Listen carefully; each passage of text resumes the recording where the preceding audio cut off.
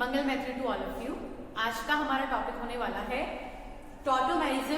साथ ही हम लोग पढ़ेंगे आज स्टीरियोआइसोमेरिज्म, यानी कि हम लोग जब भी कभी किसी एक केमिकल रिएक्शन के अंदर जो प्रोडक्ट का फॉर्मेशन करते हैं उस प्रोडक्ट को हम लोग किस तरीके से कन्वर्ट कर सकते हैं। उससे पहले आज आप लोगों को एक चीज पढ़ाऊंगी जो कि होगी टॉटोमेरिज्म। What is tautomerism? आपने ध्यान रखना है कोई भी ऐसे कंपाउंड, पहली बात तो ये कंपाउंड जो है वो प्रोडक्ट के फॉर्मेशन के टाइम पर होंगे या फिर जब दो रिएक्टेंट आपस में रिएक्शन कर रहे होंगे और उसमें किसी भी एक के पास डबल बॉन्ड प्रेजेंट होगा। ध्यान रखनी है पहली कंडीशन, जनरली ये प्रोडक्ट में फॉर्मेशन होते हैं। और दूसरी कंडीशन ये रहेगी कि जब भी कभी कोई रिएक्टेंट अगर रिएक्शन कर रहे हैं और उसमें कहीं डबल बॉन्ड प्रेजेंट है तो वो टॉटोमेरिज्म करने के बाद कंपाउंड का फॉर्मेशन चेंज कर देते हैं। जो भी कंपाउंड हमारे पास बन करके आया है उसके नॉमेनक्लेचर में तो डिफरेंस आ ही जाएगा, साथ में उसके स्ट्रक्चर को भी चेंज कर देते हैं, लेकिन डबल बॉन्ड पर ही होंगे। इस चीज को आपने ध्यान रखना है, ठीक है। तो अगर हम लोग बात करते हैं पहले कंपाउंड की, मैंने पहला कंपाउंड आप लोगों के लिए ओपन करके लिखा है ताकि आप लोग पहले कंपाउंड में जब समझें कि ये किस तरीके से होता है, टॉटोमेरिज्म क्या होता है, फिर नेक्स्ट कंपाउंड पे हम लोग उसको अप्लाई करके देखेंगे। फर्स्ट कंपाउंड जो हमारे पास है ये है हमारा इथेनॉल, क्योंकि यहाँ पर CHO फंक्शनल ग्रुप है, एल्डिहाइड CH3CHO हमारा होता है इथेनॉल। अब हम लोगों ने क्या करना है, टॉटोमेरिज्म जिस कार्बन के ऊपर डबल बॉन्ड है उस कार्बन और उससे नेक्स्ट कार्बन के बीच में हो। दोबारा से सुन लीजिए, जिस किसी कार्बन के ऊपर डबल बॉन्ड है वो कार्बन और उससे नेक्स्ट कार्बन के ऊपर टॉटोमेरिज्म होती है। यहां हमारे पास जो फंक्शनल ग्रुप का कार्बन है इसके ऊपर डबल बॉन्ड है। मैंने आप लोगों से कहा कि ये कार्बन और इससे नेक्स्ट कार्बन, इन दो ही कार्बन के बीच में टॉटोमेरिज्म होगा। टॉटोमेरिज्म डबल बॉन्ड की शिफ्टिंग होती है, यानी कि इस कार्बन और ऑक्सीजन के बीच में जो डबल बॉन्ड है ये शिफ्ट होके कार्बन कार्बन के बीच में बन जाएगा। लेकिन हम लोग रैंडमली किसी कंपाउंड का फॉर्मेशन ब्रेक नहीं कर सकते हैं। हमें ध्यान रखना है कि जो सेंट्रल एटम है उसके बॉन्ड कंप्लीट होने चाहिए। हमें पता होना चाहिए कि कार्बन 4 बॉन्ड बनाता है, यहां देखिए तो 2 बॉन्ड यहां है, 2 बॉन्ड यहां है, 4 बॉन्ड कंप्लीट है। ऑलरेडी 4 बॉन्ड कंप्लीट है और हम लोग उसको ब्रेक डाउन करने जा रहे हैं। तो सबसे पहली बात, यहाँ एक बॉन्ड है सिग्मा और एक बॉन्ड है पाई। हम ब्रेक करेंगे पाई बॉन्ड को, कभी भी हम लोग सिग्मा बॉन्ड को पहले ब्रेक नहीं करते हैं, पहली कंडीशन। दूसरी कंडीशन, जब यहां से डबल बॉन्ड ब्रेक होगा और मैंने कहा वो नेक्स्ट कार्बन पे शिफ्ट हो रहा है, कार्बन कार्बन के बीच में शिफ्ट हो रहा है, तो जिस कार्बन पर वो शिफ्ट हो रहा है आपको देखना है कि वहां पर 5 बॉन्ड का फॉर्मेशन ना हो जाए। 3 बॉन्ड इस कार्बन ने हाइड्रोजन के साथ बनाए हैं और 1 बॉन्ड कार्बन के साथ बनाया है। जब ये डबल बॉन्ड शिफ्ट करेगा इस सिंगल बॉन्ड के साथ तो अब की बार बनेंगे 2 बॉन्ड यहां और 3 बॉन्ड यहां, ये 5 बॉन्ड फॉर्मेशन हो जाएगा।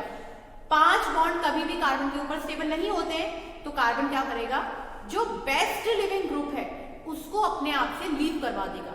यहां पर हमारे पास लिविंग ग्रुप में सिर्फ हाइड्रोजन ही प्रेजेंट है, तो कार्बन क्या करेगा, जैसे ही कार्बन के ऊपर डबल बॉन्ड आएगा वो एक हाइड्रोजन को रिलीज करा करके उस कार्बन पे भेज देगा जिसका डबल बॉन्ड ब्रेक हुआ।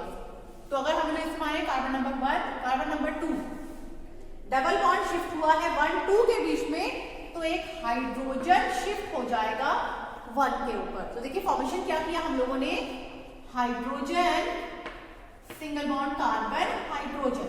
2 हाइड्रोजन को हमने यूज नहीं किया था, उनको ऐसा लिख देंगे। जिस हाइड्रोजन को यूज किया उसे कार्बन के ऊपर भेजना है, साथ में डबल बॉन्ड बनाना है। डबल बॉन्ड C, ये हाइड्रोजन जिस तरफ से बॉन्ड ब्रेक हुआ उसी के ऊपर जुड़ेगा, तो ये हाइड्रोजन ब्रेक करने के बाद इलेक्ट्रॉन शिफ्ट कराएगा ऑक्सीजन के ऊपर, क्योंकि जब भी कभी बॉन्ड ब्रेक होता है एक के ऊपर आता है पॉजिटिव चार्ज, एक के ऊपर आता है नेगेटिव चार्ज। ऑक्सीजन होगा नेगेटिव चार्ज, कार्बन होगा पॉजिटिव चार्ज। और हमें पता है कि हाइड्रोजन भी पॉजिटिव चार्ज होता है, तो हाइड्रोजन कार्बन के पास ना जाकर के कहां पर जाएगा, ऑक्सीजन के पास। आई होप आपको रीजन समझ में आया होगा, क्योंकि कार्बन पॉजिटिव चार्ज होता है और हाइड्रोजन भी पॉजिटिव चार्ज होता है। पॉजिटिव चार्ज कभी मिलकर बॉन्ड नहीं बना सकते हैं, तो ये पॉजिटिव चार्ज कहां जाएगा, नेगेटिव चार्ज के ऊपर, यानी कि ये जाएगा ऑक्सीजन के ऊपर। तो कार्बन के ऊपर जो ऑक्सीजन है वहां भेज दिया हमने हाइड्रोजन को, साथ में बच गए हाइड्रोजन। आप देखिए क्या बॉन्ड पूरे हैं। पहला कार्बन 2 और 2 4 कंप्लीट, दूसरा कार्बन 2 और 2 4 कंप्लीट। इस तरीके से हम लोग करते हैं टॉटोमेरिज्म। तो ध्यान रखिए, जिस कार्बन के पास डबल बॉन्ड है उससे नेक्स्ट कार्बन से हाइड्रोजन को रिलीज कराएंगे और पहले वाले कार्बन के ऊपर शिफ्टिंग करेंगे। देखिए जैसे यहाँ पर डबल बॉन्ड कार्बन ऑक्सीजन के बीच में है, हम लोग यहाँ पर बॉन्ड ब्रेकेज कराएंगे। ऑक्सीजन के ऊपर नेगेटिव चार्ज, कार्बन के ऊपर पॉजिटिव चार्ज।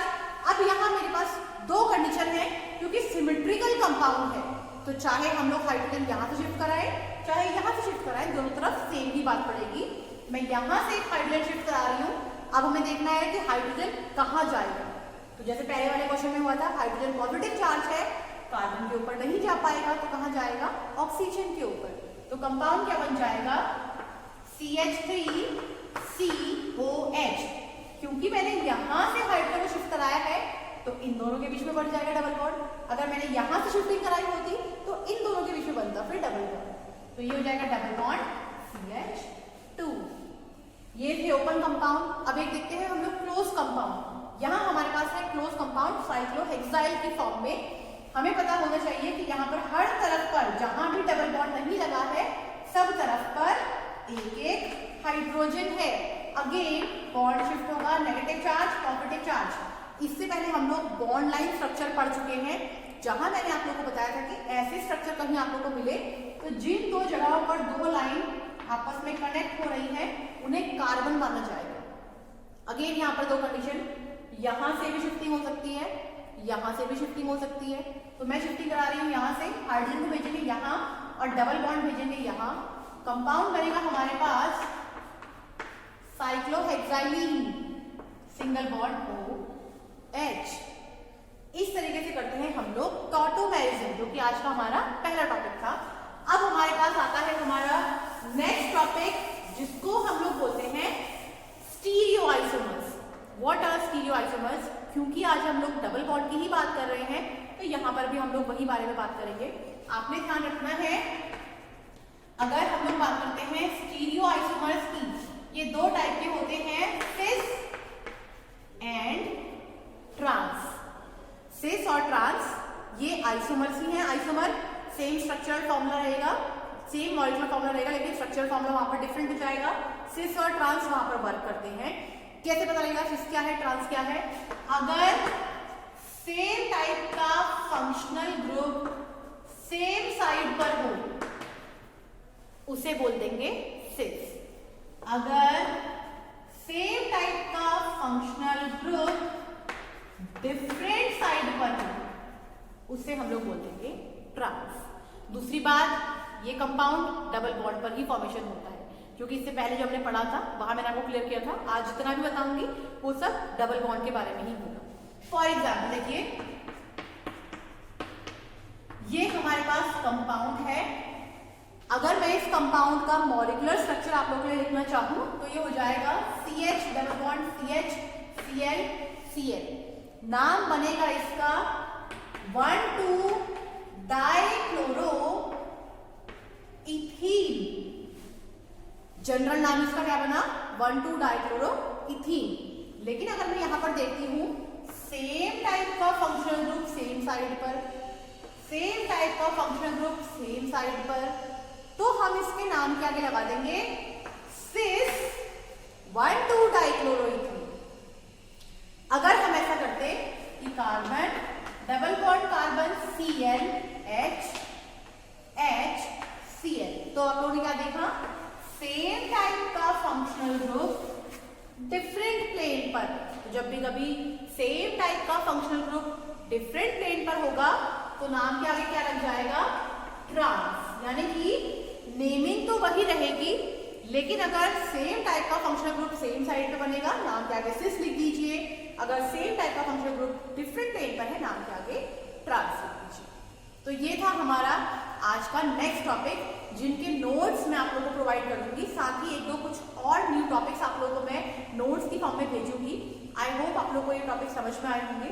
अगर इनके रिगार्डिंग आपके कोई भी डाउट्स हैं तो प्लीज इनको कमेंट सेक्शन में दीजिएगा, मैं उसको रिप्लाई कर दूंगी। आज के लिए इतना ही, थैंक यू।